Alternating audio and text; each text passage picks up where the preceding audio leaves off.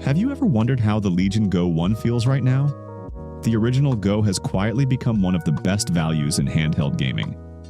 The Go1 might not have the flashy marketing anymore, but it still delivers a sharp display, detachable controllers with FPS mode, and plenty of customization options.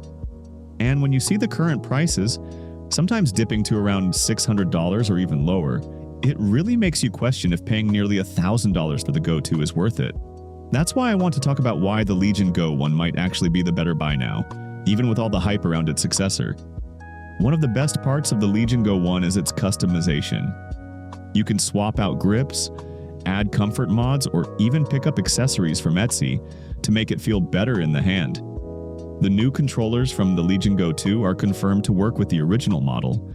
The controllers will be sold separately through Lenovo's spare parts catalog, with approximate pricing around $61 for the left and $68 for the right controller. So if you like the new design, you don't need to buy a whole new system just to get that upgrade. The storage is also upgradable. The stock SSD can be swapped, and people are already putting in 2 terabyte or even 4 terabyte drives. That's way beyond what most will ever need, and it closes the gap on one of the main selling points of newer handhelds. Just remember, it will only fit these physically smaller ones. Now, battery life is always a concern with handhelds. The Legion Go 2 is set to have a 74 watt-hour battery, but you can swap the Legion Go 1's pack with an 81 watt-hour replacement, which is bigger than Go 2's. That means you can match or even beat the Go 2's endurance without buying a whole new machine.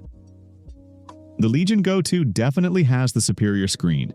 It's OLED at 144 Hz, but Go 1 has a higher resolution display at 1600p. And that's a good thing. You can always lower resolution in games to improve performance, but having the option for sharper visuals when you want it is a big plus.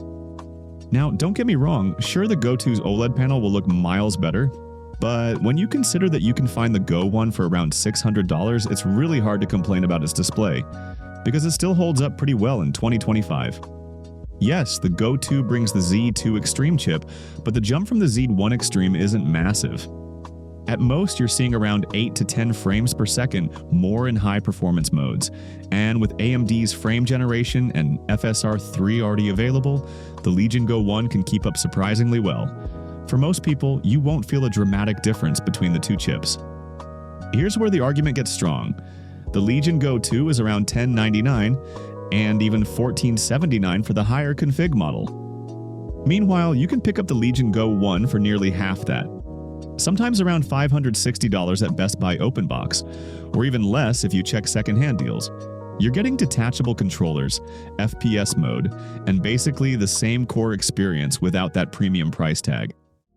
Aside from that screen, Lenovo did bring a lot of under-the-hood improvements in the Go 2. Better cooling, upgraded speakers with audio enhancements, support for a physically larger SSD, and many more. So if you want the best screen tech paired with those refinements, and you're fine paying close to $1,000, the Go 2 makes sense.